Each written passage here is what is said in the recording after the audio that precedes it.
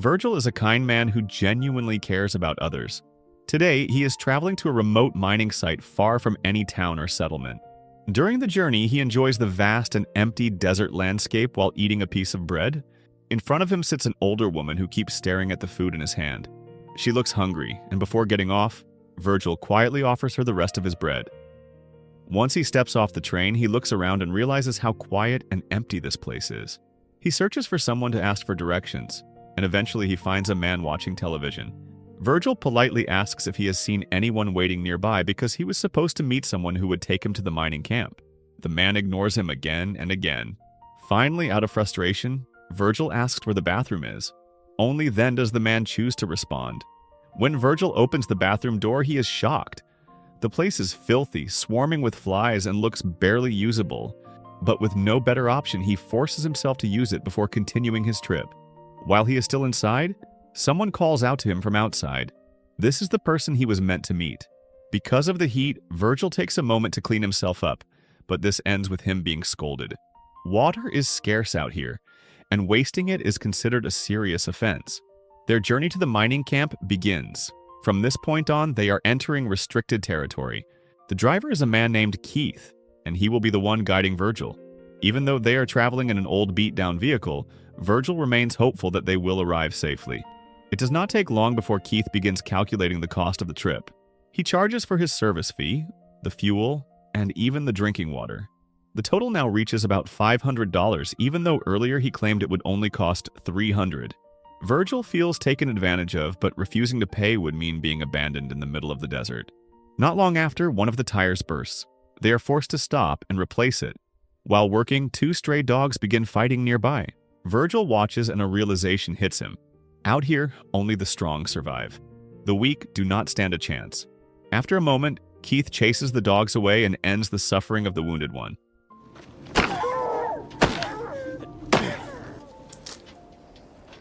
Once the tire is replaced, they continue driving. Night eventually falls and they decide to rest. The temperature drops sharply from the scorching heat of the day to a harsh cold. As they sit together, Keith starts a conversation. He mentions hearing that the place Virgil came from has fallen into chaos, forcing many people to leave. He questions why Virgil would want to move to the mining site, since life there will not be much better. But for Virgil, this journey means a chance to start over and change everything. I can handle it. I'm sure you can. The next morning, the journey continues.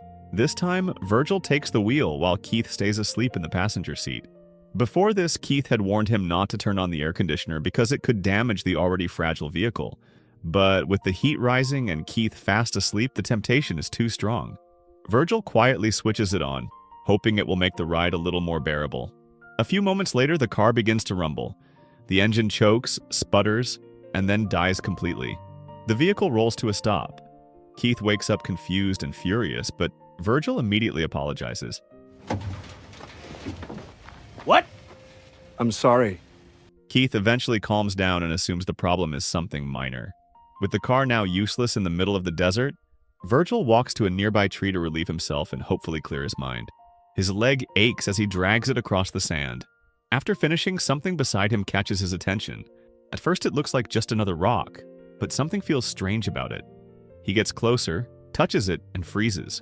What he thought was stone is actually a massive chunk of gold. In that moment, everything in his life changes forever. This is gold. Shock turns to chaos in Virgil's mind. A part of him wants to claim it for himself and disappear into a new life of wealth.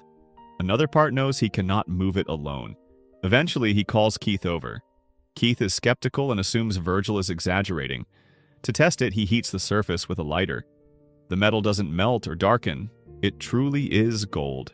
Excitement takes over as they both grab shovels and start digging. The deeper they go, the larger the gold appears. Soon, the top portion is fully exposed, revealing just how massive it really is.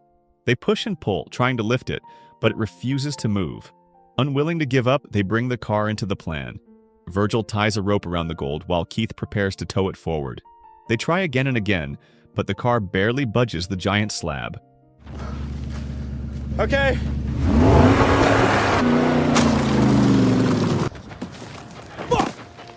Still determined, they return to digging. chipping away sand around the edges to free more of the buried treasure. Time slips away, and before they realize it, night begins to fall. They gather wood and build a fire. The flames give them warmth, light, and protection from the stray dogs that roam the area. Sitting beside the fire, the excitement finally sinks in. They laugh, celebrate, and let themselves believe their lives are about to change. But there is still one major problem. They need a way to transport it. Keith proposes a plan. One of them must travel back to the nearest town to rent an excavator. The other will stay to guard the gold and make sure no one else finds it. Since Keith knows the area and the rental locations, he volunteers to go. He estimates the trip will take 5 days. 2 days to travel, 1 day to secure the machine, and 2 days to return. Virgil agrees. They're not likely to want us to keep the gold for ourselves, if you know what I mean. I think I'll stay with the gold. You sure? I'm sure. The next morning, Keith prepares to leave and hands Virgil a basic survival kit.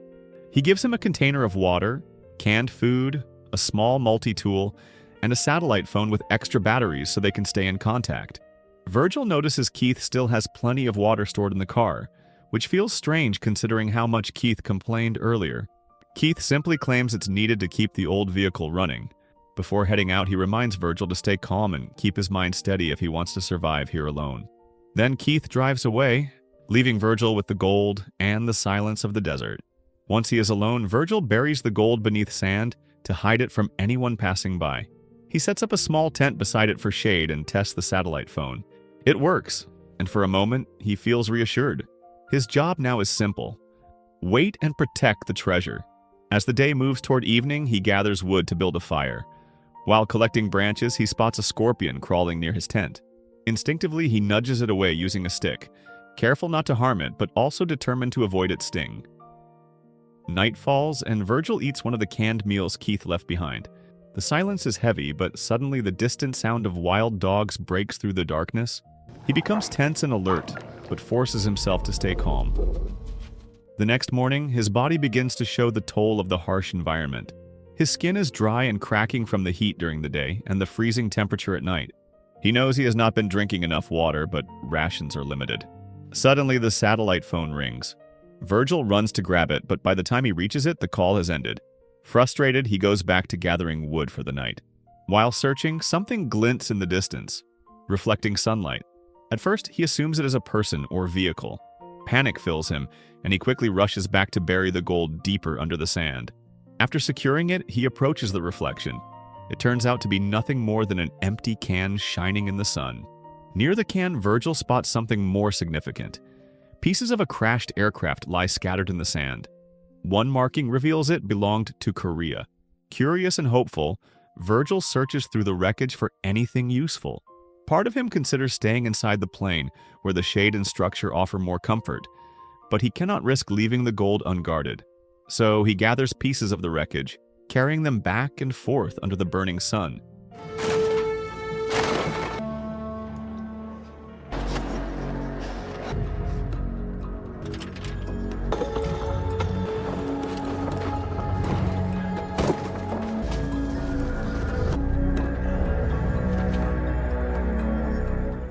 By the time he's done, his skin is blistered and raw, but his shelter is sturdier and slightly more bearable.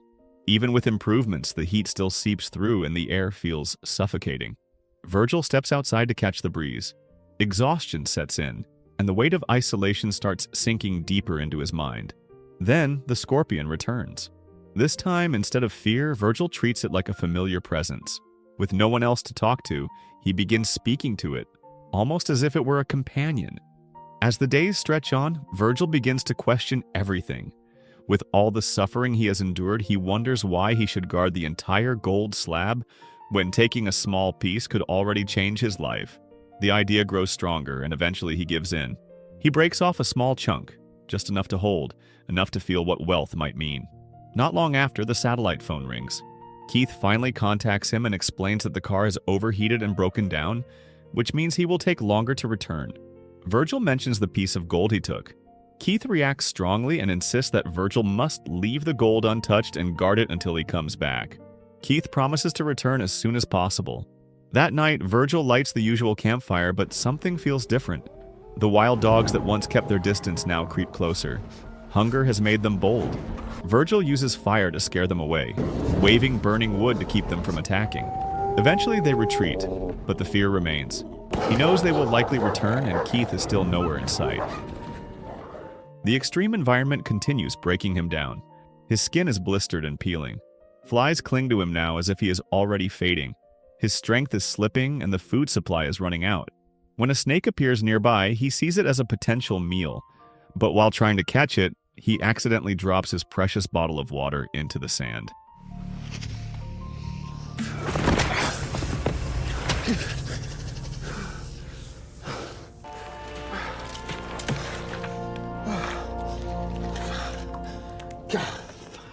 Later, while scavenging more pieces from the wrecked plane, the moment he has feared becomes real.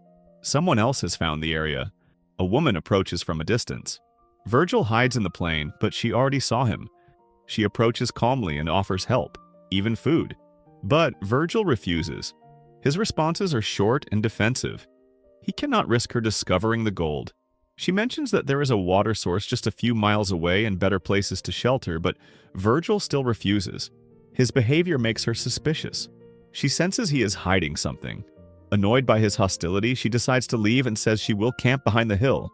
That is dangerously close to where Virgil has hidden the gold. Afraid she might find it, Virgil panics and follows her. He tries to convince her to stay in the crashed plane instead. She walks with him, asking questions he refuses to answer. Each step makes him more exhausted and more paranoid. When they reach his tent, she finally sees enough to understand. She realizes what he has been guarding and calls him greedy.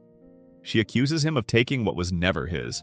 The words cut deep, and Virgil reaches his breaking point. Overwhelmed by fear and anger, he snaps. He swings the shovel at her. The blow is strong enough to end her life instantly. Fuck you, city boy! Now why don't you... The moment Virgil realizes what he has done, panic takes over. His body trembles and fear sinks in. He knows someone could eventually find out. Desperate, he starts digging a grave to hide the evidence. But exhaustion weighs on him, and the hole he manages to dig is shallow. Before long, the scent draws wild dogs. One by one, they tear into the body. The sight only deepens his guilt. Virgil never wanted to hurt anyone.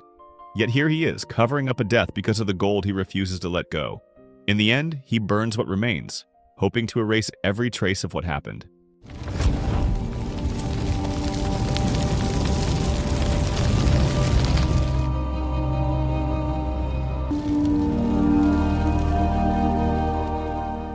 By morning, the satellite phone rings again. Keith calls and says he finally secured the excavator, but it is heavy and slows him down. Virgil is barely holding on. The isolation, the heat, and the fear are overwhelming. He just wants this ordeal to be over. He wants the gold out of the ground so he can leave this nightmare behind. As part of his daily routine, Virgil searches for firewood, but today the desert turns violent. A sandstorm hits without warning. It starts small, then grows into a massive force that rips everything apart. Pieces of the crashed aircraft lift into the air like paper. Virgil runs, but his shelter collapses.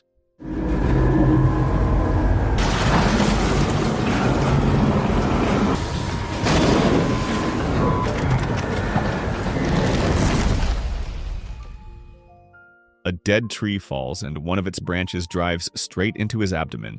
Even injured, his instincts take him back to the gold. He crawls across the sand, checking if it is still safe. Only after seeing it untouched does he allow himself to collapse. With no other option, he pulls the branch from his body. The pain is unbearable. He heats a piece of metal in the fire and presses it to his wound to stop the bleeding. With no water left, he squeezes blood from his shirt and drinks it just to stay alive. Finally, his body gives in, and he loses consciousness. When he wakes, someone is standing above him. A woman. She looks strangely familiar. Aiming a bow at him, she hesitates, then lowers it and offers water instead. Virgil drinks, weak and barely conscious. Blood loss and exhaustion send his mind spiraling. He begins to hallucinate. The woman he killed appears again, haunting him. Terrified, he checks the gold, clinging to it like the last piece of his sanity. The satellite phone rings again.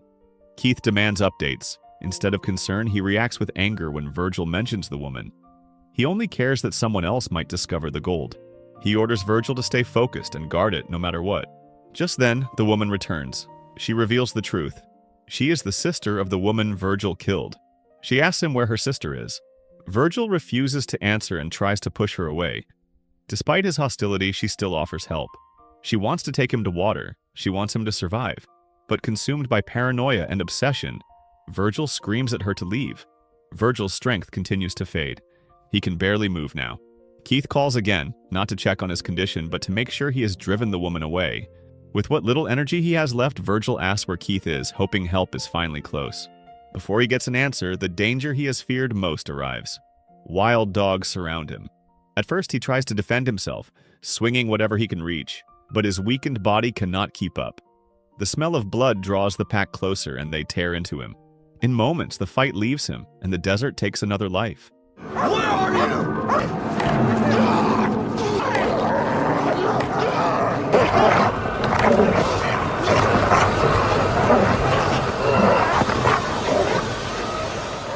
What Virgil never knew is that Keith had already returned. He was watching everything unfold from a nearby hill. He waited there, waiting for Virgil to die, choosing not to help. His plan was simple. Let the desert finish Virgil so he could claim the gold alone. Once he confirms Virgil is gone, Keith finally approaches the buried treasure with the excavator ready. This is the moment he has been waiting for. But just as he begins his attempt to pull the gold free, an arrow strikes him in the chest. He collapses instantly. The archer steps forward. It is the woman whose sister Virgil killed. She witnessed everything and delivers her own justice. And with that, everything ends. The gold remains buried. Virgil dies protecting it. Keith dies trying to steal it. In the end, neither of them walks away with the treasure. So the moral of the story is, sometimes we lose everything chasing what we think will save us. And by the time we realize love and kindness were worth more than gold, it is already too late.